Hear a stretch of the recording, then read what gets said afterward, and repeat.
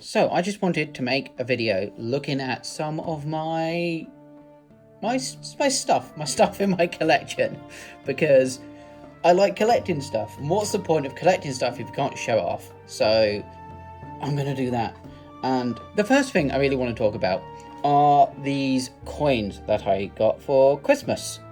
I kind of have a weird soft spot for things that exist in fictional worlds that have been recreated in our world.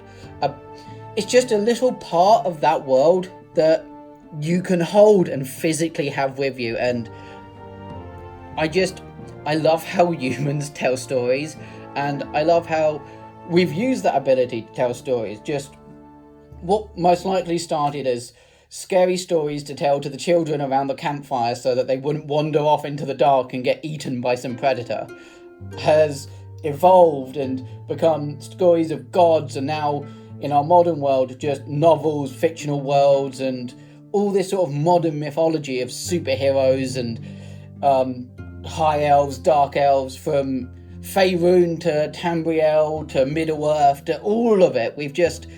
It's this nature we have to just want to tell stories, and when you can have a part of that you just bring in to like the real world, it just, oh my god, it's so cool and I love it. And one of the most common parts of fictional worlds that you kind of see recreated in our real world is currency. And I mean, that makes sense. In these fictional worlds, as in our real world, currency is a very important thing. I have here a septim, a gold coin from the Elder Scrolls series. Hold that up to the close-up camera. If it focuses, then yeah. Like, goddamn, how cool is that? This is an Imperial septim that I can touch, I can feel, I can, And then from the Fallout universe, caps, Nuka-Cola caps in particular, I have some of. They're cool. Of course, I have a load of these. I have a whole little bag full, because they're the easiest and cheapest to, make real, because they're just bottle caps. But yes, what I want to look at in detail are these. This is currency which would be used on the Sword Coast within Faerûn in the Forgotten Realms of D&D. And goddamn, them little coins are a pain in the arse to get out. So these are the two smallest of the coins. As you can tell, they're very small. So here's a bent sword. On the other side, the hammer. This would be the symbol of the Griffin Riders. Now, Waterdeep is a city. It's kind of between Baldur's Gate and Neverwinter on the Sword Coast in Faerûn, and it's known as the City of Splendor. If you've played Baldur's Gate 3 and you've done the companion quest and talked to Gale, he mentions it a lot. It's known as the City of Splendors, and it's protected by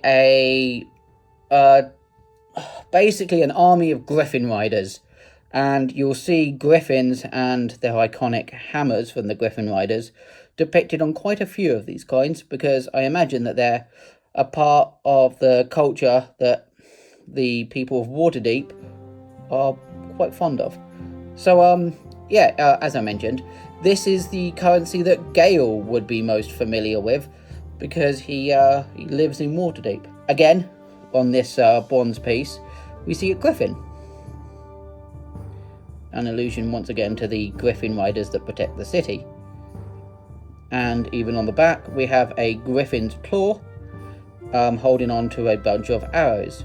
Like I say, you're going to see a lot of griffin iconology on these coins, because, quite frankly, griffins are important to the people of Waterdeep. If you look at the older model, the older players 5th edition player's handbook, not the 2014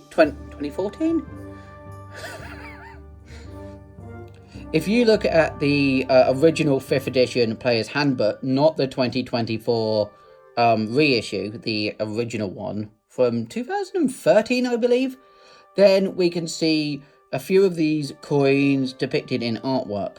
Now, these aren't the Waterdeep versions of these coins in particular. If we look at it, we can see a griffin with one of its iconic riders taking on a dragon.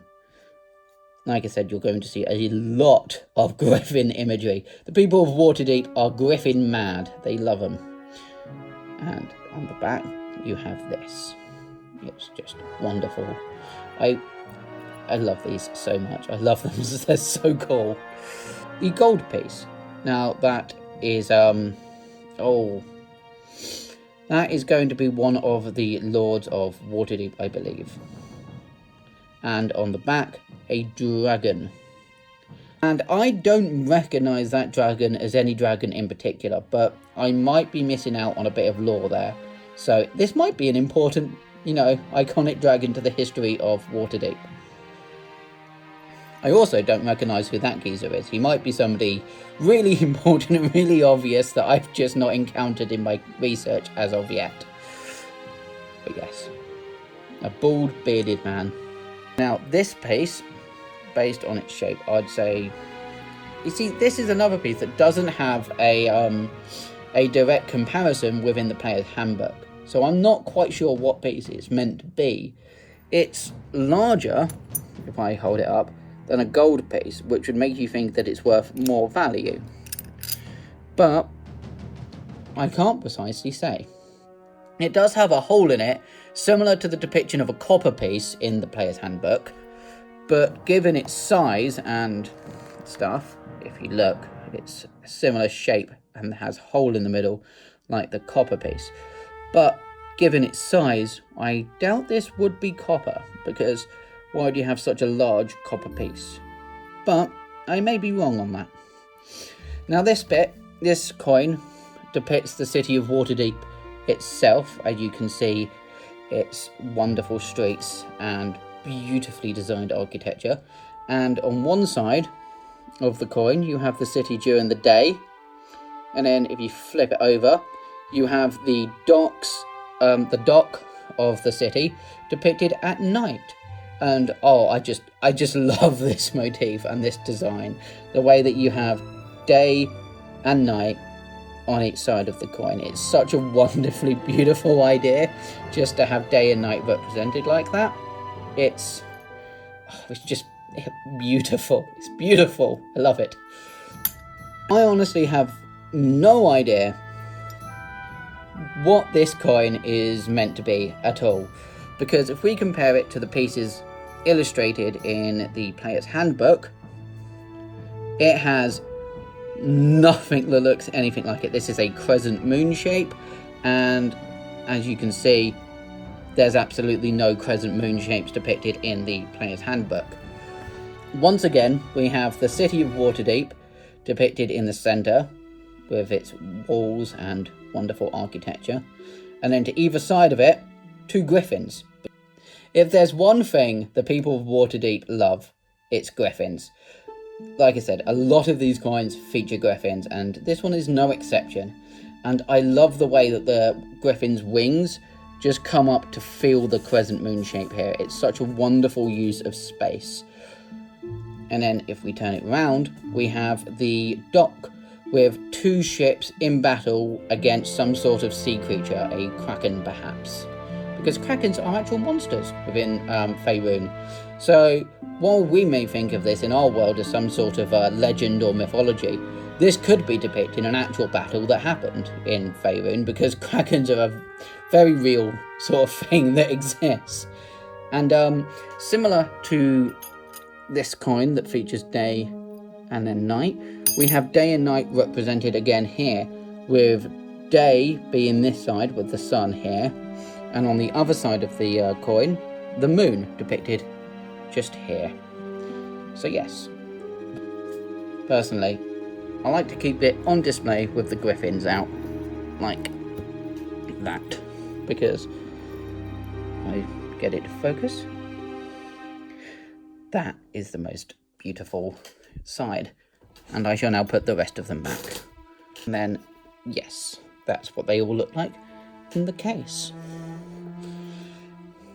So yes, I just wanted to look at, you know, some currency from the Forgotten Realms, because they're just gorgeous, and what's the point in collecting things if you can't show them off? If I like how this video comes out, then I very well may make more videos looking at other parts of my collection, because I've just been buying guff for years, and I might as well show some of it off. So thank you very much for watching, and yeah, thank you for watching. Thank you very much. Have a lovely day. Goodbye.